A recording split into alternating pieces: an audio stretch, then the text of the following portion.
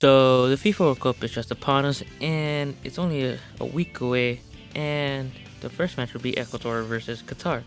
Now, my first video of this preview of sorts, I wanted to focus on Ecuador, but it's 11 a.m. Eastern on a Monday, and they haven't dropped their roster yet. And to be honest, they're kind of leaving it short here. So with that being said, the first video I'm going to make about this preview is none other than a team who actually did release their roster, Brazil. One of the fan favorites to win the World Cup, and they could possibly win their 6th one. Now, before I start, this is a big disclaimer. I am not an expert on this topic. Well, in South American and other teams, maybe the United States. But the reason why I made this channel is because I want to learn and get my opinions out there. And if anyone wants to comment down below if they know more about certain things, certain players, just let me know down below in the comments. I know a little bit, or a lot actually, but in terms of historical stuff. So with that being said, please help me help you. And I'm just too hyped. I can't wait for the World Cup, and I can't wait to talk about it more. And let's start off with the goalies as per usual. And they selected, no surprise here, Ederson, who in my opinion should be the starter. He's better with his feet than Alisson, in my opinion, and he's equally as good at shot stopping. Speaking of which, Alisson was also picked next, and I don't really mind who starts over who. You can't even go wrong. It's almost like pick your poison. And last but not least, Weverton from Palmeiras. He's the older of the two. Could argue it could have gone someone else from Europe, but Weverton played with the Olympic squad last year, so he kind of has that experience internationally as the starting goalie for Brazil. And with age, goalies do tend to do better. Let's just look at the Netherlands goalie, for example. He's 39 years old, or 39 years young, as some might say. So yeah, there's no really surprises for me in terms of goalies, and we just gotta see who starts. Yeah, moving on to the defenders, let's start with the fullbacks.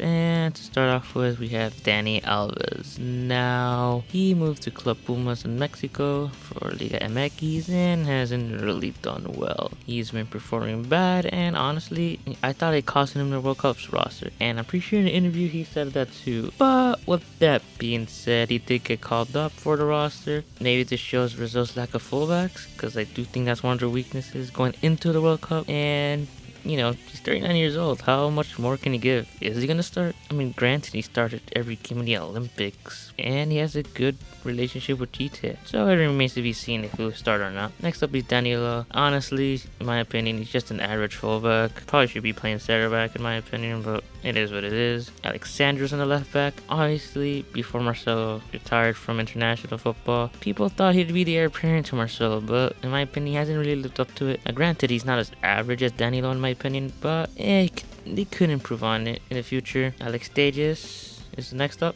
It's good backup, solid, nothing to say there. Moving on to the center back, Bremer from Juventus, who honestly, I haven't been paying attention to Juventus that much as I'd want to, so I can't really comment on Bremer, but Juventus have been struggling, so it's interesting that Bremer made a roster, in my opinion. Militao, not much to say, good defender, I want to say very versatile, but he is versatile. He can play on the fullback position if needed. Marquinhos, probably the vice captain of the team, no argument there, very solid, very good. Speaking of very good, the captain of the team, Thiago Silva, who has been good despite his age, and obviously the captain of the team and the backbone of the team and the defense. And him and Marquinhos most likely will start at the World Cup. And now, before we get into midfielders, I will struggle with name pronunciation. I'm sorry. But next up, we got Lucas Paqueta. West Ham have been in a slump, currently in 16th place. I haven't been watching them. I can't really comment on how he's doing, but considering how they let Firmino out, he probably merits a place in the squad, right? Next up, we got Bruno Guimaraes from Newcastle. Now,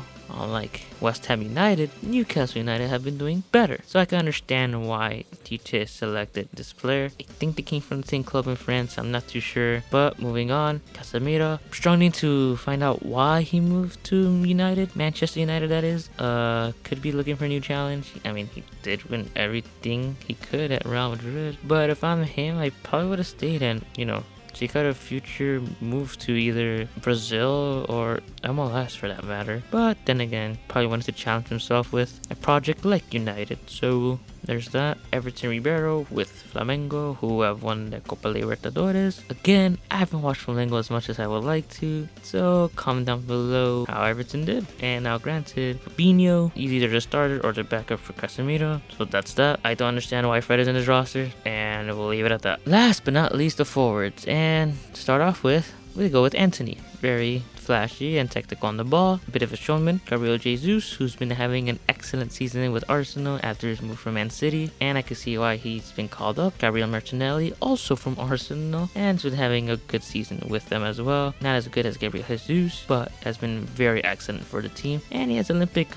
experience from last year, winning the gold medal. Pedro from Flamengo, makes sense. He was a top scorer in the Copa Libertadores, and yeah, that's that really. Rafinha, I struggle to see why he's in the squad. Now granted, I don't like Barcelona and I don't watch Barcelona play, and I don't know, could have gone with someone else, but I'm not the manager of the team. Richarlison plays for Tottenham, bad move for him in my opinion. Rodrigo from Real Madrid, makes sense as a super sub, or could start, you never know. Vinicius Jr. makes sense, he's been playing very excellent for Real Madrid for the past few years. And last but certainly not least, Neymar. Now let's move on to the groups, and well, it's pretty funny because in 2018 Brazil had Serbia, Switzerland, and Costa Rica. Now they have Brazil, of course, Serbia, Switzerland, and Cameroon. And they played Cameroon in the 2014 World Cup, and they dealt with them easily. I don't see anything changing there. It could be a blowout. As for Serbia, I do think they'll deal with them easily again, much like the last World Cup. So their only really challenge is Switzerland. Now Switzerland's a very interesting team because they tend to turn up in tournaments. Just look at the Nations League, they made it to the finals, and in past World Cups they played France to either almost coming back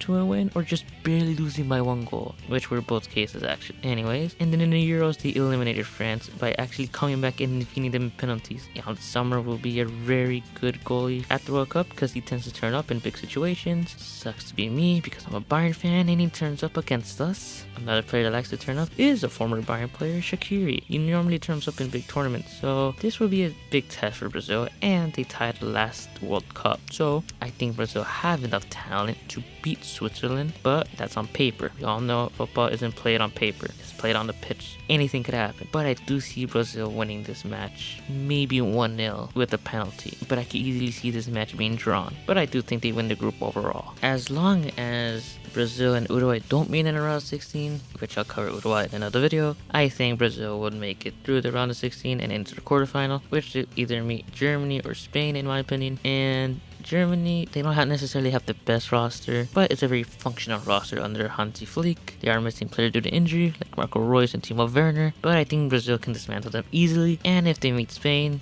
now listen, I'm a Spain fanboy, I grew up with this team, they could beat them easily. They are missing players not due to injury, due to Luis Enrique's incompetence. Players like Thiago, Sergio Ramos, David De Gea, and Gerard Moreno. Though, don't get me wrong, the young team could pull up an upset against Brazil, but I think Brazil is just too talented for them. And in the semifinal, Brazil could either run into Argentina or the United States. I could see them beating the United States, but I don't see them beating Argentina. So I think Brazil will just make the semifinal. Now granted, things can go bananas and Argentina end up on the other side of the bracket, but I don't think it will happen. But it is the World Cup. Anything could literally happen in the World Cup. But I do think Brazil will make the semifinal. It's not the finals, but the semifinal is the farthest I think they'll go in actuality if things go to plan. That is my thoughts on the Brazilian roster and their chances in the World Cup. Tell me what you think. Tell me if you know anything that I don't know about certain players I talked about in the comments below. I greatly appreciate it. As I said, I'm trying to learn about these squads more. I do often watch them play, but sometimes it just doesn't record in my brain, if that made sense or not. Well, yeah, if you did enjoy this video, just don't forget to subscribe and again, comment below, and that's really it. Have a peachy day, and World Cup is almost soon for the Brazilians. Let's see if they can light up the tournament as they usually do with their Brazilian flair.